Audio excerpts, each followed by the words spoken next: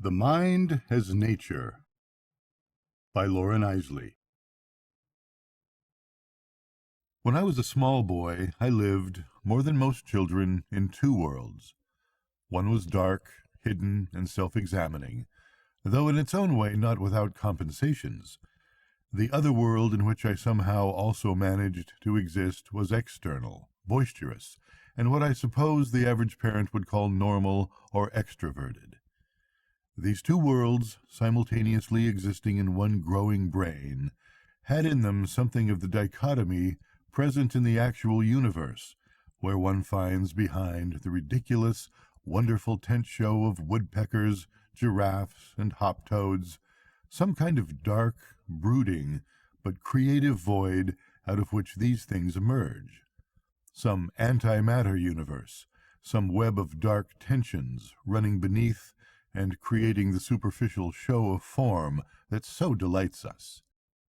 If I develop this little story of a personal experience as a kind of parable, it is because I believe that in one way or another we mirror in ourselves the universe, with all its dark vacuity and all its simultaneous urge to create anew, in each generation, the beauty and the terror of our mortal existence.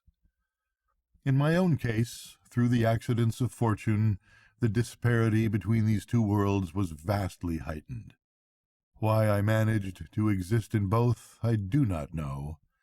Children under such disharmony often grow sick, retire inward, choose to return to the void. I have known such cases. I am not unaware that I paid a certain price for my survival, and indeed have been paying for it ever since. Yet the curious thing is that I survived, and looking back, I have a growing feeling that the experience was good for me. I think I learned something from it even while I passed through certain humiliations and an utter and profound loneliness. I was living, you see, in a primitive world at the same time that I was inhabiting the modern world, as it existed in the second decade of this century. I am not talking now about the treehouse, cave-building activities of normal boys.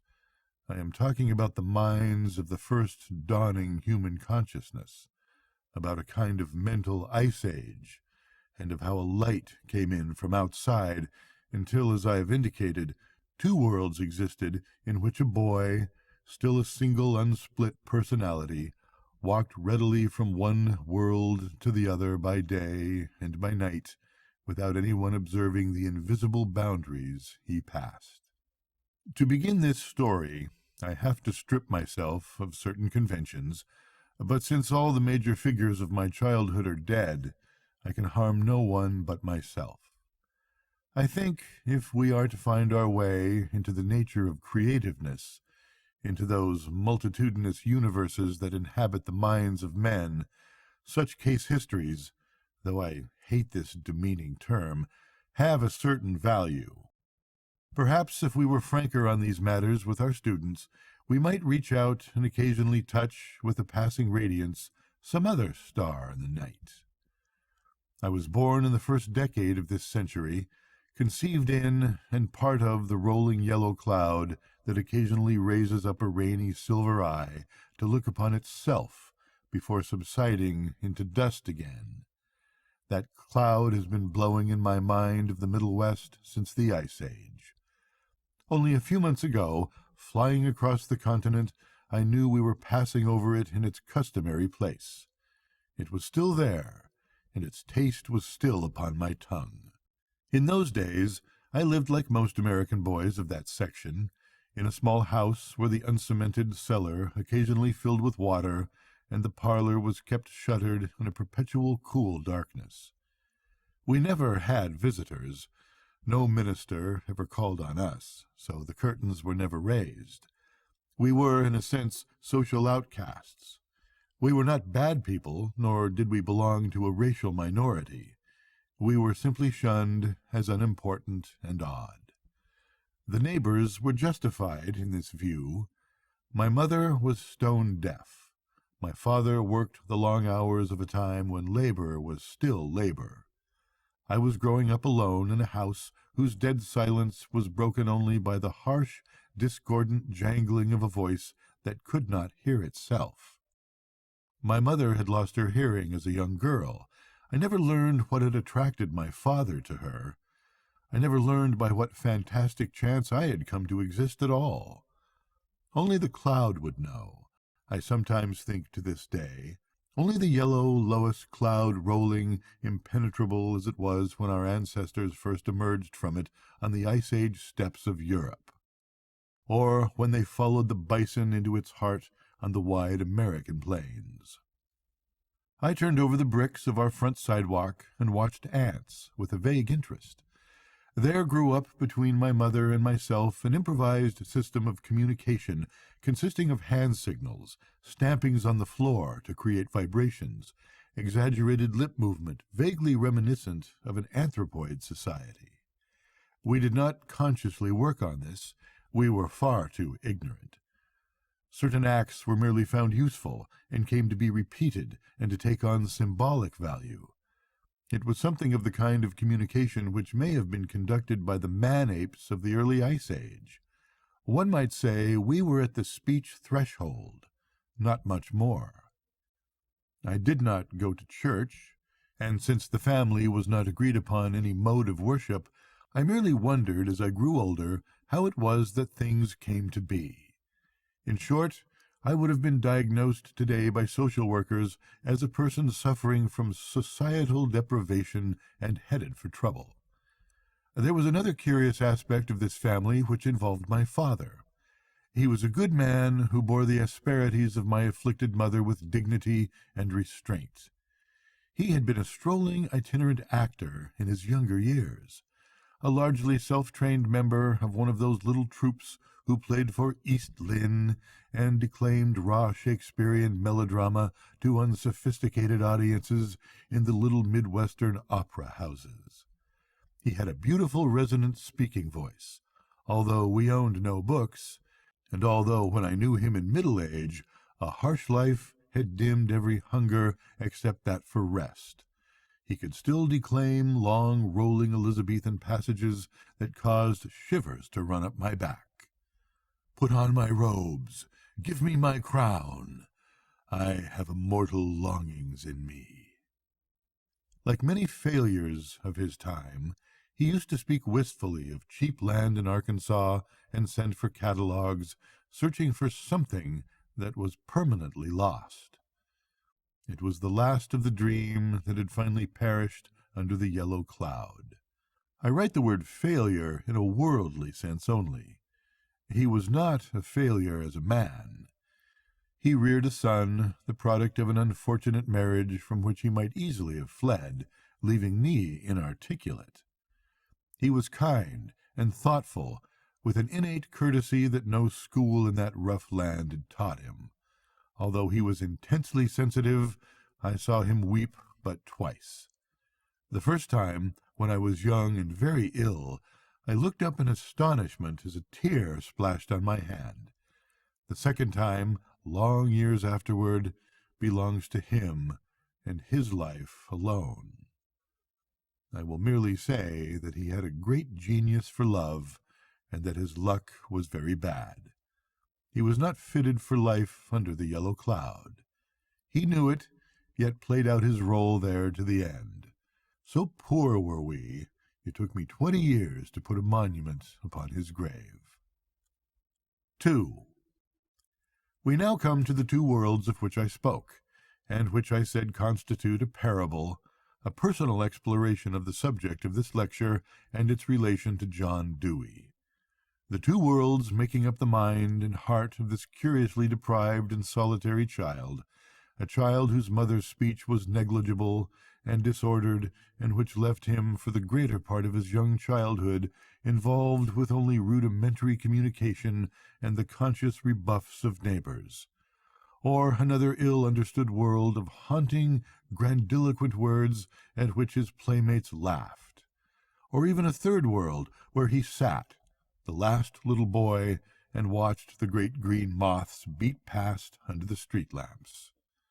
Into what well of being does one then descend for strength? How does one choose one's life? Or does one just go on without guidance, as in a dark town, from one spot of light to the next? Uncertainty, as John Dewey has well said, is primarily a practical matter. It signifies uncertainty of the issue of present experiences. These are fraught with future peril. The intrinsic troublesome and uncertain quality of situations lies in the fact that they hold outcomes in suspense. They move to evil or to good fortune. The natural tendency of man is to do something at once. There is impatience with suspense and lust for immediate action. It is here, amid a chaos of complexities, that the teacher, frequently with blindness and uncertainties of his own, must fight with circumstances for the developing mind, perhaps even for the very survival of the child.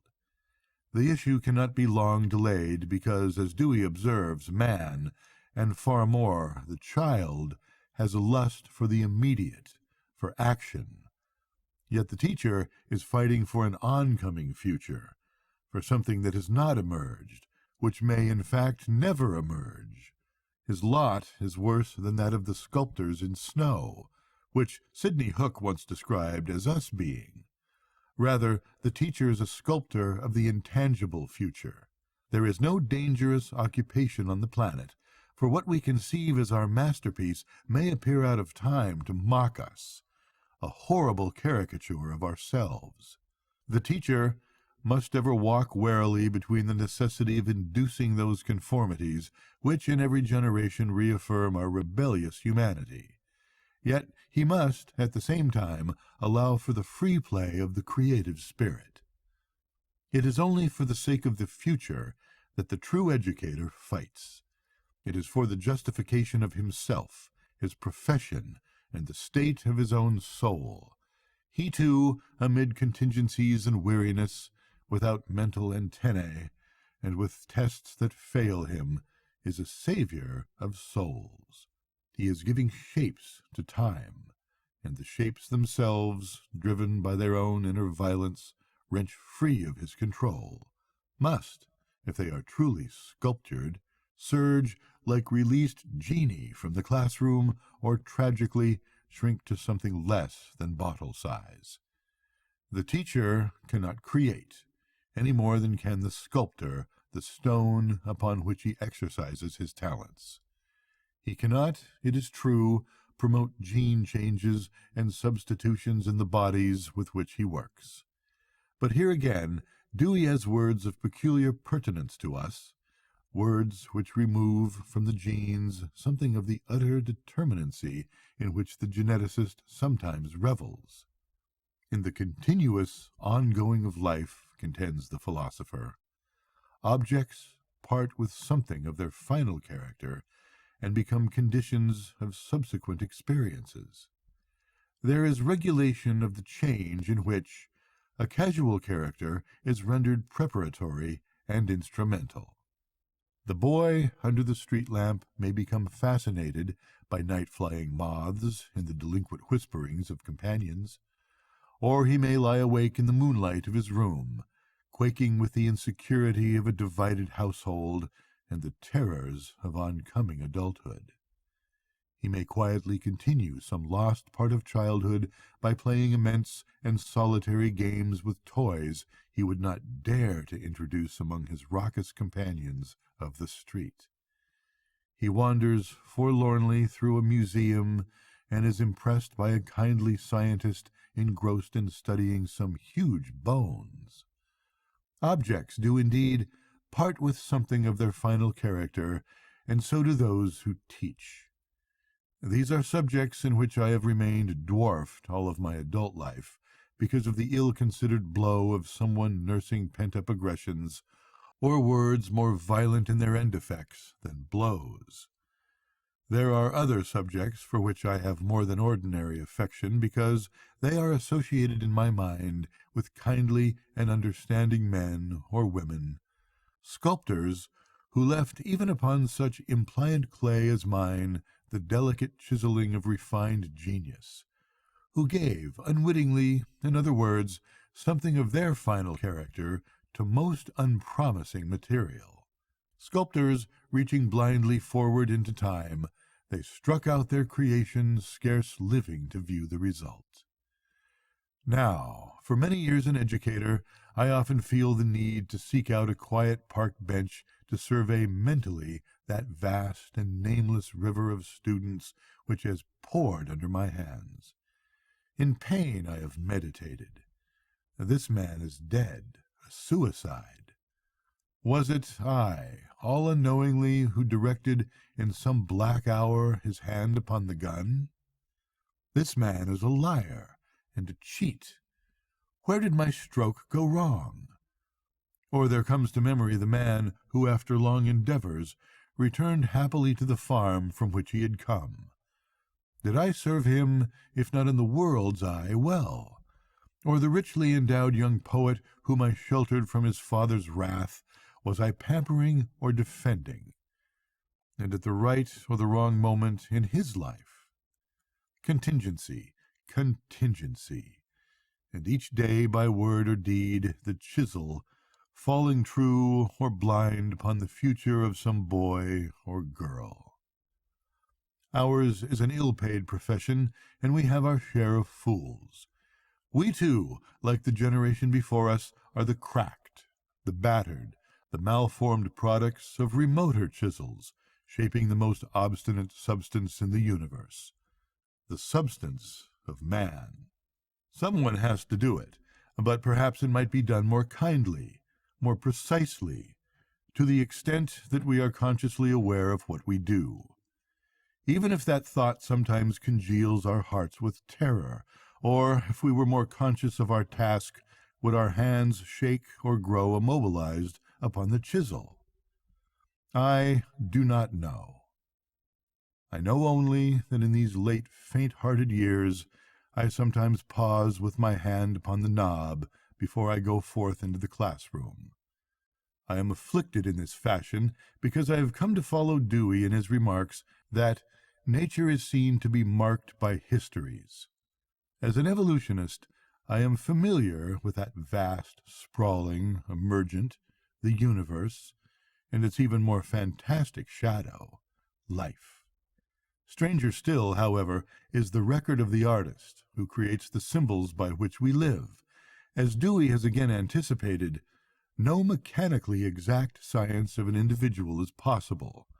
An individual is a history unique in character.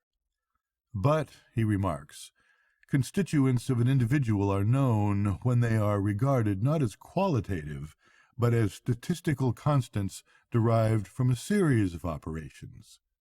I should like shortly to survey a few such constants from the lives of certain great literary figures with whom work I happen to be reasonably familiar. I choose to do so because creativity, that enigma to which the modern student of educational psychology is devoting more and more attention, is particularly set in the invisible. The tangible, Dewey insisted, in experiences and nature, rests precariously upon the untouched and ungrasped. Dewey abhorred the inculcation of fixed conclusions at the expense of man's originality. Though my case histories are neither numerous nor similar, we shall observe in them certain constants without revealing the total nature of genius, throw light upon the odd landscapes and interiors which have nurtured it. 3. A person too early cut off from the common interests of men, Jean Rostand, the French biologist, recently remarked, is exposed to inner impoverishment, like those islands which are lacking in some whole class of mammals. Naturally, there are degrees of such isolation, but I would venture the observation that this eminent observer has overlooked one thing. Sometimes, on such desert islands, there has been a great evolutionary proliferation amongst the flora and fauna that remain. Strange shapes, exotic growths which, on the mainland, would have been quickly strangled by formidable enemies, here spring up readily. Sometimes the rare, The beautiful can only emerge or survive in isolation. In a similar manner, some degree of withdrawal serves to nurture man's creative powers. The artist and scientist bring out of the dark void, like the mysterious universe itself, the unique, the strange, the unexpected. Numerous late observers have testified upon the loneliness of the process. "The whole of my pleasure," wrote Darwin of his travels with illiterate companions on the high Andean uplands, "was derived from what passed in my mind." The mind, in other words, has a latent, lurking fertility, not unrelated to the universe from which it sprang. Even in want and in jail it will labor, and if it does not produce a physical escape, it will appear, assuming the motivational drive be great enough in Pilgrim's Progress, that still enormously moving account of one who walked through the wilderness of this world and laid him down and dreamed a dream. That dream, as John Bunyan himself wrote, will make a traveler of thee. It was the account of the journey from the city of destruction to the city of God. It was written by a man in homespun, not even aware of being a conscious artist, nor interested in personal fame. 3 centuries later, he would be better known than many kings. The fact is that many of us who walk to and fro upon our usual tasks are prisoners, drawing mental maps of escape. I once knew a brilliant and discerning philosopher who spent many hours each week alone in movie houses, watching indifferently pictures of a quality far below his actual intellectual tastes. I knew him as an able, friendly, and normal person. Somewhere behind this sunny mask, however, he was in flight. From what? I never knew. Was it job, home, family, or was it rather something lost that he was seeking? Whatever it was, the pictures that passed before his eyes, the sounds only half heard, could have meant little except for an occasional face, a voice, a fading bar of music. No, it was the darkness and the isolation he wanted, something in the deep night of himself that called him home. The silver screen was only a doorway to a land he had entered long ago. It was weirdly like hashish or opium. He taught well. He was far better read than many who climbed to national reputation upon fewer abilities than he possessed. His kindness to others was proverbial, his advice the sanest a friend could give.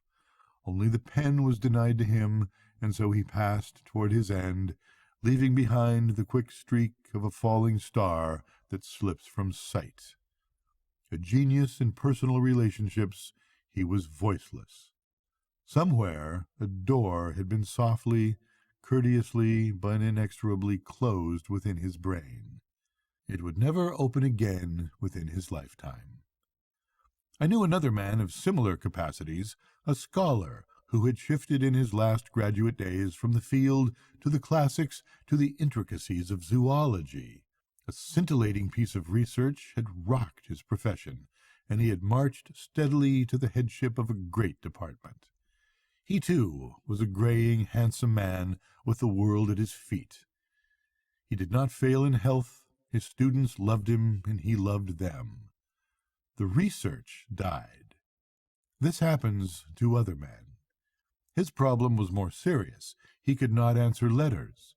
His best pupils could not depend upon him even to recommend them for posts or scholarships. Airmail letters lay unopened in his box. It was not that he was cruel.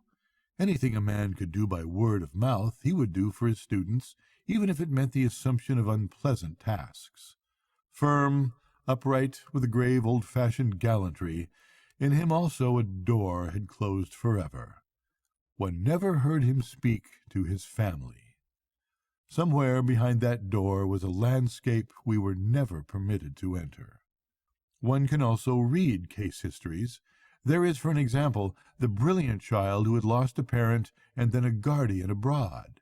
Here, in some strange transmutation, arose a keen cartographer, a map-maker seeking a way back to the lost, a student of continents, timetables, odd towns, and fading roads. This is a juvenile case, and the end, therefore, uncertain. One wonders whether there will come a breaking point where, as eventually they must, the trails within dissolve to waving grass, and the crossroad signs lie twisted and askew on rotting posts. Where, then, will the wanderer turn? Will the last sign guide him safely home at last, or will he become one of the dawdlers, the evaders, unconscious fighters of some cruel inner master? It is of great interest in this connection that Herman Melville, who had lost his father under painful circumstances in his youth, describes in Redburn, in fictional guise, what must have lain close to his own heart, the following of a 30-year-old map which traced the wanderings of Redburn's father in Liverpool. These passages are handled with the kind of imaginative power that indicates Melville's deep personal involvement in this aspect of Redburn's story. He speaks in running in the hope of overtaking the lost father at the next street.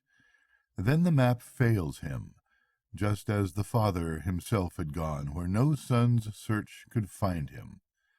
Again, in Moby Dick, he cries out, "Where is the foundling's father hidden?" I think of my own slow journeys homeward from one arc-light to another, in a city whose name now comes with difficulty to my tongue. In some of us a child, lost, strayed off the beaten path, goes wandering to the end of time, while we, in another garb, grow up, marry or seduce, have children, hold jobs, or sit in movies and refuse to answer our mail. Or, by contrast, we haunt our mailboxes, impelled by some strange anticipation of a message that will never come. A man, Thoreau commented, needs only to be turned around once with his eyes shut in this world to be lost. But now an odd thing happens. Some of these men with maps in their heads do not remain mute. Instead, they develop the power to draw the outside world within and lose us there. Or, as scientists, after some deep inner colloquy, they venture even to remake reality. What would the modern chronicler of the lives of Hollywood celebrities feel if he were told he had to produce a great autobiography out of a year spent in a shack by a little pond, seeing scarcely anyone? Yet Henry David Thoreau did just that, and in entering what was essentially an inner forest, he influenced the lives of thousands of people all over the world, and, it would appear, through succeeding generations. There was another man, Nathaniel Hawthorne, who, as he puts it, sat down by the wayside of life like a man under enchantment. For over a decade he wrote in a room in Salem, subsisting on a small income and scarcely going out before evening. "I am surrounding myself with shadows," he wrote, "which bewilder me by aping the realities of life." He found in the human heart a terrible gloom, and monsters of diverse kinds, but deeper still, the eternal beauty. This region of guttering candles, ungainly night birds, fragments of a world, are an interior geography through which even the modern callous reader ventures with awe. One could run through other great creative landscapes in the literary field. One could move with Hudson over the vast Patagonian landscapes which haunted him even in his long English exile. One could, in fact, devise an anthology in which, out of the same natural background, under the same stars, beneath the same forests, or upon the same seas, each man would evoke such smoky figures with his own heart, such individual sunlight and shadow as would be his alone. Saint Exupéry has his own flyer's vision of the little South American towns, or of the Andes when flying was still young, or Herman Melville, whose Pacific was a potter's field of all 4 continents, mixed shades and shadows, drowned dreams, somnambulisms, and reveries. Or, to change scene in the city world, here is the vision of London in Arthur Machen's Hill of Dreams. One grey temple of an awful rite, ring within ring of wizard stones, circled about some central place. Every circle was an initiation, every initiation eternal loss. Perhaps it should not go unnoticed in this tale of solitude in a great city that Machen dwells upon the hatred of the average man for the artist, a deep, instinctive dread of all that was strange, uncanny, alien to his nature. Julian, Machen's hero, could not gain the art of letters, and he had lost the art of humanity. He was turning fatally inward as surely as these men whose stories I have recounted. Perhaps there is a moral here which should not go unobserved, and which makes the artist's problem greater. It also extends to the scientist, particularly as in the case of Darwin or Freud, or in earlier centuries, such men as Giordano Bruno or Francis Bacon. Humanity is not, as was once thought, says John Dewey, the end for which all things were formed. It is but a slight and feeble thing, perhaps an episodic one, in the vast stretch of the universe. But for man, man is the center of interest and the measure of importance. 4. It is frequently the tragedy of the great artist, as it is of the great scientist, that he frightens the ordinary man. If he is more than a popular storyteller, it may take humanity a generation to absorb and grow accustomed to the new geography with which scientist or artist presents us. Even then, perhaps only the more imaginative and literate may accept him. Subconsciously, the genius is feared as an image breaker. Frequently, he does not accept the opinion of the mass, nor man's opinion of himself. He has voiced, through the ages, in one form or another, the very loneliness and detachment which Dewey has seen so clearly as the outcome of our extending knowledge. The custom-bound, uneducated, intolerant man projects his fear and hatred upon the seer. The artist is frequently a human mirror. If what we see there displeases us, if we see all too clearly that our own insignificance and vanity, we tend to revolt, not against ourselves, but in order to martyrize the unfortunate soul who forced us into self-examination. In short, like the herd animals we are, we sniff warily at the strange one among us. If he is fortunate enough finally to be accepted, it is apt to be after a trial of ridicule, and after the sting has been removed from his work by long familiarization and boulderizing, when the alien quality of his thought has been mitigated or removed. Carl Schneer recounts that Einstein made so little impression on his superiors, it was with difficulty that he obtained even a junior clerkship in the Swiss Patents Office at Bern, after having failed of consideration as a scholar of promise. Not surprisingly, theoretical physicists favored his views before the experimentalists capitulated. As Schneer remarks, it was not easy to have a 26-year-old clerk in the Swiss Patents Office explain the meaning of experiments on which one had labored for years. Implacable hatred, as well as praise, was to be Einstein's lot. To an anthropologist, the social reception of invention reminds one of the manner in which a strange young male is first repulsed, then tolerated, upon the fringes of a group of howler monkeys he wishes to join. Finally, since the memories of the animals are short, he becomes familiar, is accepted, and fades into the mass. In a similar way, discoveries made by Darwin and Wallace were at first castigated and then by degrees absorbed. In the process, both men experienced forms of loneliness and isolation, not simply as a necessity for discovery, but as a penalty for having dared to redraw the map of our outer rather than inner cosmos. The fear of the upheld mirror in the hands of genius extends to the teaching profession and perhaps to the primary and secondary school teacher most of all. The teacher occupies, as we shall see a little further on, a particularly anomalous and exposed position in a society subject to rapid change, or threatened by exterior enemies. Society is never totally sure of what it wants of its educators. It wants, first of all, the inculcation of custom, tradition, and all that socializes the child into the good citizen. The demand for conformity in the lower grades is apt to be intense. The child himself, as well as the teacher, is apt to be under the surveillance of critical, if not opinionated, parents. Secondly, however, society wants the child to absorb new learning which will simultaneously benefit that society and enhance the individual's prospects of success. Thus the teacher, in some degree, stands as interpreter and disseminator of the cultural mutations introduced by the individual genius into society.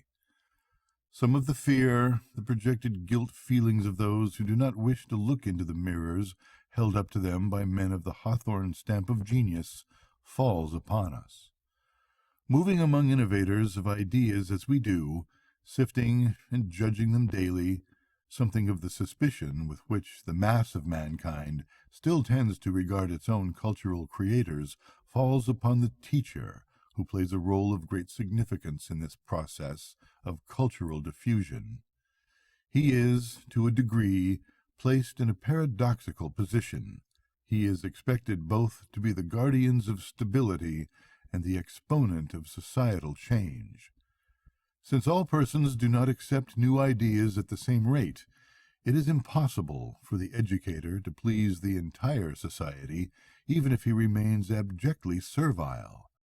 This is particularly true in a dynamic age. Moreover, the true teacher has another allegiance than that to parents alone. Above all other classes in society, he is molding the future in the minds of the young. He is transmitting to them the aspirations of great thinkers of which their parents may have only the faintest notions. The teacher is often the first to discover the talented and unusual scholar. How he handles and encourages or discourages such a child may make all the difference in the world to that child's future and to the world. It may be that he can induce in stubborn parents the conviction that their child is unusual and should be encouraged in his studies. If he is sufficiently judicious, he may even be able to help a child over the teetering planks of a broken home and a bad neighborhood. Like a responsible doctor, he knows that he will fail in many instances, that circumstances will destroy or genes prove defective beyond hope. There is a limit, furthermore, to the energy of one particular man or woman in dealing individually with a growing mass of students. It is just here, however, in our search for what we might call the able, all-purpose, success-modeled student, that I feel it is so necessary not to lose sight of those darker, more uncertain, late-maturing, sometimes painfully abstracted youths who may represent the Darwins, Thoreaus, and Hawthornes of the next generation. As Dr. Carol Newsom has recently emphasized in his admirable new book, A University President Speaks Out, real college is not a 4-year process. It should be lifelong. Men, moreover, mature in many ways and fashions. It is uncertain what Darwin's or Wallace's chance of passing a modern college board examination might have been. I believe it useful, and not demeaning to our profession, to remember Melville's words in 1850, at a time when he was fighting horribly with the materials of what was to become his greatest book. The words, besides being prophetic in his case, bespeak the philosopher who looks beyond man as he is. He said, I somehow cling to the wondrous fancy that in all men hiddenly reside certain wondrous occult properties, as in some plants and animals, which by some happy but very rare accident, as bronze was discovered by the melting of the iron, and brass at the burning of Corinth, may chance to be called forth here on earth. As a teacher, I know little about how these wondrous events came about, but I have seen them happen. I believe in them. I believe they are more apt to happen late in those whose background has been one of long deprivation. I believe that the good teacher should never grow indifferent to their possibility, not at least if there is evidence even in the face of failure in some subjects of high motivation and intelligence in some specific field. At the height of his own creative powers, Thoreau wrote that we should treat our minds as innocent and ingenious children whose guardians we are. Be careful what objects and what subjects are thrust on their attention. Even the facts of science may dust the mind by their dryness, unless they are in a sense effaced each morning, or rather rendered fertile by the dews of fresh and living truth. Every thought that passes through the mind helps to wear and tear it, and to deepen the ruts, which, as in the streets of Pompeii, evince how much it has been used.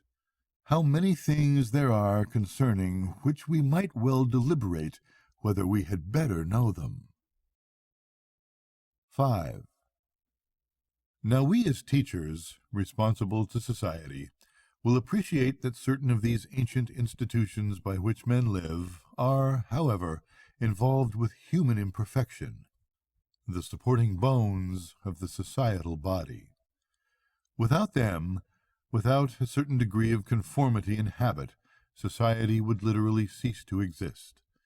The problem lies in sustaining the airy flight of the superior intellect above the necessary ruts it is forced to travel. As Thoreau comments, the heel of the true author wears out no road. A thinker's weight is in his thought, not in his tread.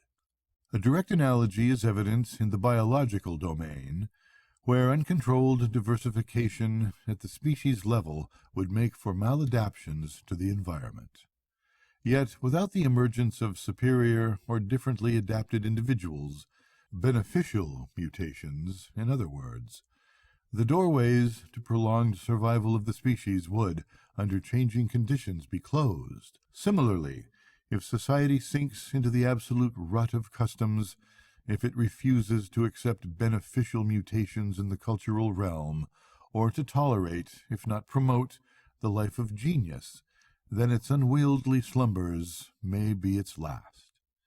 Worse is the fact that all we know of beauty and the delights of free, untrammeled thought may sink to a few concealed sparks glimmering warily behind the foreheads of men no longer in a position to transfer these miraculous mutations to the society which gave them birth.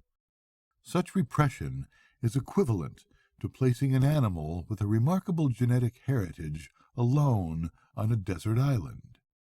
His strain will perish without issue. And so it is, in analogous ways, in oppressive societies, or even in societies not consciously oppressive. It is all too easy to exist in an atmosphere of supposed free speech, and yet bring back such pressures to conform upon the individual that he is afraid to speak openly. I do not refer to mere political matters alone. There was a time in the American world when Thoreau's advice to catalogue stars, those thoughts whose orbits are as rarely calculated as comets, could be set down without undergoing the scrutiny of 20 editors or publishers' readers. The observer of the fields was free as the astronomer to watch the aspect of his own interior heavens. He could even say boldly that he was not concerned to express that kind of truth which nature has expressed. Who knows, but I may suggest some things to her. Our faith in science has become so great that though the open-ended and novelty-producing aspect of nature is scientifically recognized in the physics and biology of our time, there is often a reluctance to give voice to it in other than professional jargon. It has been my own experience, for example, among students, laymen, and some scientists, that to express even wonder about the universe, in other words, to benefit from some humble consideration of what we do not know, as well as marching to the constant drumbeat of what we call the age of technology, is regarded askance in some quarters.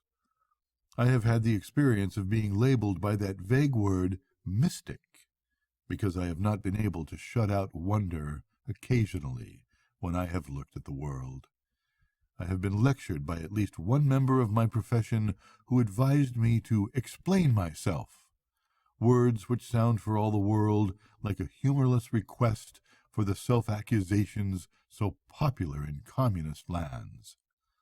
Although I have never disturbed the journals in my field with my off-hour composition, there seemed to be a feeling on the part of this eminent personage that something vaguely heretical about the state of my own interior heavens demanded exposure or confession in a scientific journal. This man was unaware, in his tough laboratory attitude, that there was another world of pure reverie that is of at least equal importance to the human soul. Ironically, only last year, Robert Hofstadter, Nobel Prize winner in physics, revealed a humility which would greatly become the lesser men of our age. Man will never find the end of the trail, he said, wistfully. Directly stated, the evolution of the entire universe, stars, elements, life, man, is a process of drawing something out of nothing, out of the utter void of non-being.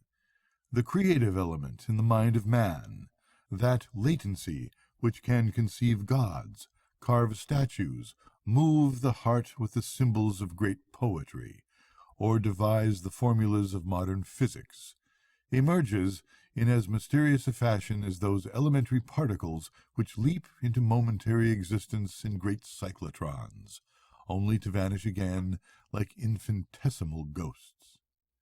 The reality we know in our limited lifetimes is dwarfed by the unseen potential of the abyss where science stops. In a similar way, the smaller universe of the individual human brain has its lonely cometary passages or flares suddenly like a supernova, only to subside in death while the waves of energy it has released roll on through unnumbered generations. As the astrophysicist gazes upon the rare release of power capable of devastating an entire solar system, so does the student of the behavioral sciences wonder at the manifestations of creative genius and consider whether the dark mechanisms that control the doorways of the human mind might be tripped open at more frequent intervals. Does genius emerge from the genes alone? Does the largely unknown chemistry of the brain contain at least part of the secret? Or is the number of potential cell connections involved? Or do we ordinary men carry it irretrievably locked within our subconscious mind? That the manifestations of genius are culturally controlled, we are well aware. The urban world, in all its diversity, provides a background, a cultural base, without which, whatever may be hidden in great minds, creativity would have had to seek out more ephemeral expressions or remain mute. Yet no development in art or scientific theory from the Upper Stone Age onward seems to have demanded any further development of the brain of man. Mathematical theory, science, the glories of art lurked hidden as the potential seeds of the universe itself, in the minds of children rocked to sleep by cave fires in Ice Age Europe. If genius is a purely biological phenomenon, one must assume that the chances of its appearance should increase with the size of the population. Yet it is plain that, like toadstools, which spring up in the night in fairy rings and then vanish, there is some delicate soil which nurtures genius. The cultural circumstances and the play of minds must meet. It is not a matter of population statistics alone, else there would not have been so surprising an efflorescence of genius in 4th and 5th century Greece, a thing we still marvel at in our vastly expanded world. Darwin, committed to biological explanations alone, was left fumbling uncertainly with a problem that was essentially not reducible to a simplistic biological explanation. Without ignoring the importance of biology as one aspect of an infinitely complicated subject, therefore, the modern researcher favors the view that the intensive examination of the creative mind and its environment may offer some hope of stimulating the sources from which it springs, or, at the very least, of nurturing it more carefully. In the course of our discussions, we have touched upon loneliness. The dweller in the forest is represented by Thoreau, the isolated man in the room who was Hawthorne, and those wandering recluse scientists such as Darwin and Wallace. This loneliness, in the case of literary men, frequently leads to an intense self-examination. Who placed us with eyes between a microscopic and telescopic world? Questions Thoreau. I have the habit of attention, to which excess that my senses get no rest, but suffer from a constant strain. Thoreau here expresses the intense self-awareness which is both the burden and the delight of the true artist. It is not the mere matter that such men create their universe, as surely as shipwrecked bits of life run riot and transform themselves on oceanic islands. It is that, in this supremely heightened consciousness of genius, the mind demands expression. The spirit literally cannot remain within itself. It will talk, if it talks on paper, only to itself, as in the case of Thoreau. Anxiety, the disease which many psychiatrists seek to excise completely from the human psyche, is here carried up to painful but enormously creative heights. The freedom of genius, its passage beyond the bonds of culture which controls the behavior of the average man, in itself demands the creation of new modes of being. Says Yeats, "Man's life is thought, and despite his terror cannot cease ravening through century after century, that he may come into the desolation of reality." Within that desolation, whether he be scientist or poet, man, for this is the nature of his inmost being, will build ever anew. It is not in his nature to do otherwise. Thoreau, however, presents in his writing an interesting paradox. In his reference to the excessive strain of heightened attention, one might get the impression that creativity was to him a highly conscious exercise that had wriggled into his very fingertips. That he was an intensely perceptive observer, there can be no question. Yet he wrote, in those pre-Freudian, pre-Jungian days of 1852, "I catch myself philosophizing most abstractly when first returning to consciousness in the night or morning. I make the truest observations and distinctions then, when the will is yet wholly asleep, and the mind works like a machine without friction. I am conscious of having, in my sleep, transcended the limits of the individual, and made observations and carried on conversations which, in my waking hours, I can neither recall nor appreciate. As if in sleep, our individual fell into the infinite mind, and at the moment of awakening we found ourselves on the confines of the latter. It is," he confides in another place, "the material of all things loose and set afloat that makes my sea." Psychiatrist Lawrence Kuby had speculated that the creative person is one who in some manner, which today is still accidental, has retained his capacity to use his preconscious functions more freely than is true of others who may potentially be equally gifted. While I do not believe that the time will ever come when each man can release his own Shakespeare, I do not doubt that the freedom to create is somehow linked with the facility of access to those obscure regions below the conscious mind.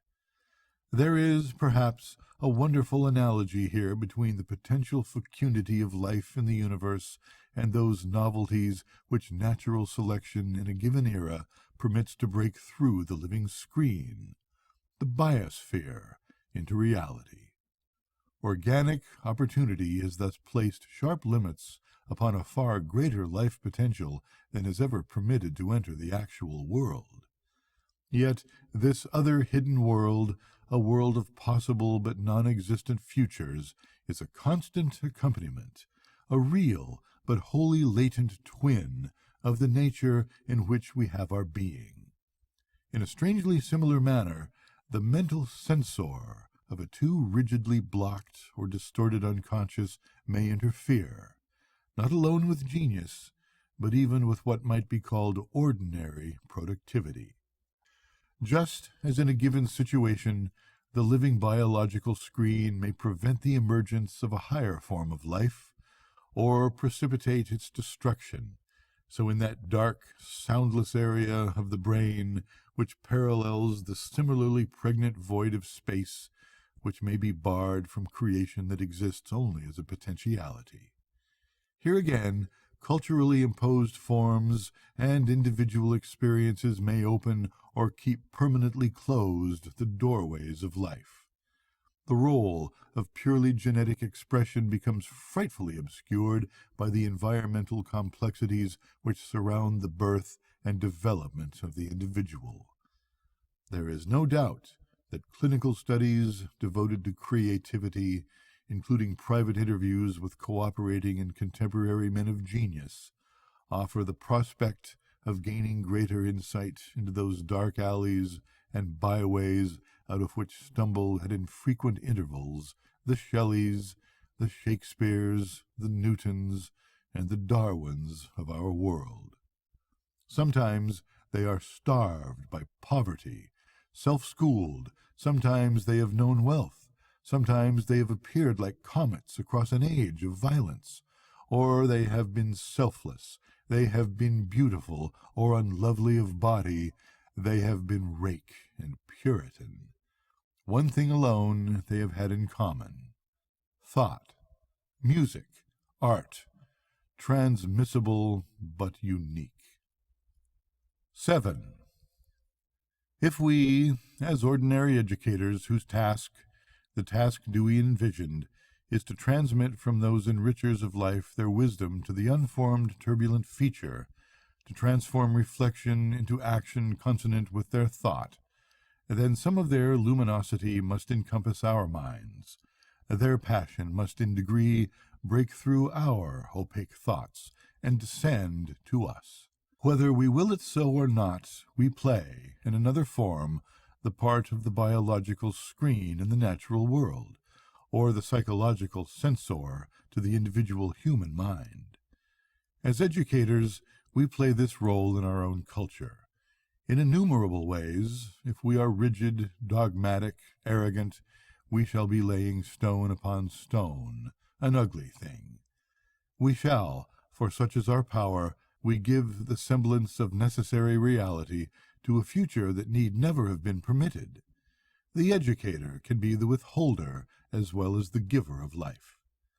I should like, in terminating these remarks, to speak about an experience of my own. I began by offering a case history for your examination, the case history of an obscure educator who, within the course of a single lifetime, has passed from a world of almost primordial illiteracy and isolation to one which permits wandering at will among such towering minds as we have been discussing. In the end, their loneliness has been my loneliness. Their poverty I have endured. Their wasted days have been my own. Even their desolate islands, their deserts, and their forests have been mine to tread. Unlike them, I cannot speak with tongues. Unlike them, I cannot even adequately describe my wanderings. Yet, for a brief interval as a teacher and lecturer, I have been allowed to act as their interpreter, and because no man knows what vibrations he sets in motion in his lifetime, I am content. Has not St. Paul said that there are many kinds of voices in the world, and none is without signification? At a university's open exercises, in this era of carefully directed advising, in this day of grueling college board examinations and aptitude tests, I have been permitted just once to cry out to our herded youngsters, "Wait! Forget the dean of admissions who, if I came today in youth before him, might not have permitted me to register. Be wary of our dubious advice. Step softly till you have tested these springs of knowledge which invite your thirst. Freshmen, sophomores, with the beautiful gift of youth upon you, do not be prematurely withered up by us. Are you uncertain about your destiny? Take heart. I at 50 am still seeking my true calling. I was born a stranger. Perhaps some of you are strangers too. I said this, and much more besides, and was blushing for my impulsive folly, when students I did not know began to invade my office or come up to speak to me on the campus. I learned in that moment just how much we have lost in our inability to communicate across the generations. I learned how deep, how wrapped in mummy cloth, repressed, long buried, lies in our mind the darkest wound that time has given us. The men of my profession speak frequently of the physical scars of evolution.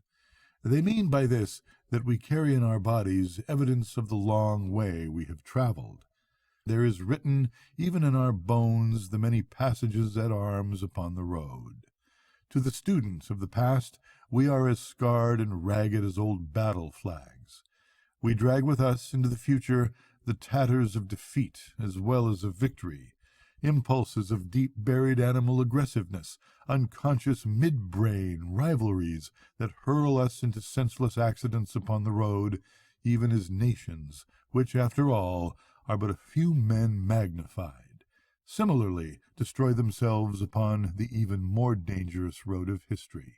From the standpoint of the hungry spirit, however, humanity has suffered an even greater wound, the ability of the mind to extend itself across a duration greater than the capacity of mortal flesh to endure. It is part of the burden of all these hungry creative voices that assail us, as it is part of the unsophisticated but equally hungry students who follow me to my office, not because of me, but because of some chord in their minds which I must have momentarily and unconsciously plucked. It is, in brief, a wound of time. The genius of man, which, as Emerson long ago remarked, is a continuation of the power that made him and that is not done making him. When man acquired otherness, when he left the safe confines of the instinctive world of animals, he became conscious of his own mortality. Locked in this evolution-scarred and wounded body was a mind which needed only the stimulus of knowledge to reach across the eons of the past, or to hurl itself upon the future. Has it occurred to us sufficiently that it is part of the continuing growth of this mind that it may desire to be lost among whale bones in the farthest seas, in that great book in which Melville, its author, wrote, "A polar wind blows through it," lost among the instinctive villainies of insects in the parched field where Henri Fabre labored, lost with Saint-Exupéry amidst the crevices and thin air of the high Andes, down which the first airmail pilots drifted to their deaths. Are these great visions and insights matter for one lifetime that we must needs compress them, safely controlled, into the little rivulet of a single profession at 20, the powers exercised, the magnificent torrent siphoned into the safe container of a single life? This mind which, mortal and encased in flesh, would contain the past and seek to eternity? As the dead man is spiritualized, remarks Thoreau, so the imagination requires a long range. It is the faculty of the poet to see present things as if also past and future, as if distinct or universally significant. The evolutionary wound we bear has been the creation of a thing abstracted out of time, yet trapped within. The mind, by chance distorted, locked into a white-ribbed cage which effervesces into air the moment it approaches wisdom. These are our students and ourselves, sticks of fragile calcium, little sacks of watery humans that dry away in too much heat, or turn crystalline with cold, no great thing, really, if the thermometer is to be our gauge, or the small clerk stool of a single profession is to measure life.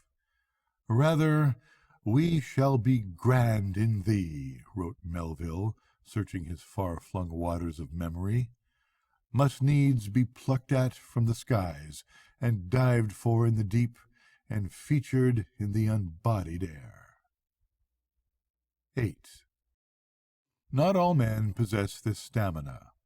Not all sustain such flights of intellect, but each of us should be aware that they exist. It is important that creature comfort does not dull the mind to somnolence. The more an organism learns, John Dewey remarked, in experience in nature, the more it has to learn in order to keep itself going. This acceleration, so well documented in the history of civilization, is perceived by Dewey to characterize inflexibly the life of the individual. As archaeologists, however, gazing from the air upon the faint outlines of the Neolithic hill forts still visible upon the English downs, or similarly upon the monoliths of Stonehenge, or with equal intensity watching a black snake glide slowly down the steps of an abandoned Mexican cathedral, I am aware of something else than the geometric extension of power, whether in a civilization or a man. There comes a time when the thistles spring up over man's ruins with a sense of relief. It is as though the wasting away of power through time had brought with it the retreat of something shadowy and not untouched with evil. The tiny incremental thought of men tend to congeal in strange vast fabrics, from gladiatorial colosseums to skyscrapers, and then mutely demand release. In the end, the mind rejects the hewn stone and rusting iron it has used as the visible expression of its inner dream. Instead, it asks release for new casts at eternity, new opportunities to confine in fanes the uncapturable and elusive gods. It is one of the true functions of education to teach, in just this figurative way, the pure recompense of observing the sunlight and the nodding weed wash over our own individual years and ruins. Joy was there, and lingers in the grasses. The black wrong lies forever buried, and the tortured mind may seek its peace. Here all is open to the sun. The youthful rebel lies down with his double, the successful man, or the reverse. Who is to judge? I, who endured the solitude of an ice age in my youth, remember now the yellow buttercups of the only picnic I was ever taken on in kindergarten. There are other truths than those contained in laboratory burners, on blackboards, or in test tubes. With the careful suppression of age, the buttercups grow clearer in my memory, year by year. I am trying to speak honestly from my own experience. I am trying to say that buttercups, a mastodon tooth, a giant snail, and a rolling Elizabethan line are a part of my own ruins over which the weeds grow tall. I have not paused there in many years, but the light grows long in retrospect, and I have peace because I am released from pain. I know not how, yet I know also that I have been in some degree created by those lost objects in the grass. We are in truth sculptors in snow, we educators, but, thank God, are sometimes aided by that wild fistfulness which is called hazard, contingency, and the indeterminacy which Dewey labeled thinking. If the mind is indigenous and integral to nature itself in its unfolding, and operates its nature's way and under nature's law, we must seek to understand this creative aspect of nature in its implications for the human mind.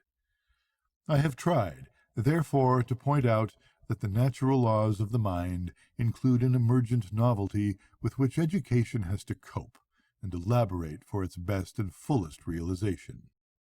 As Thoreau has again anticipated, man's thought must live with and be inspired with the life of the body.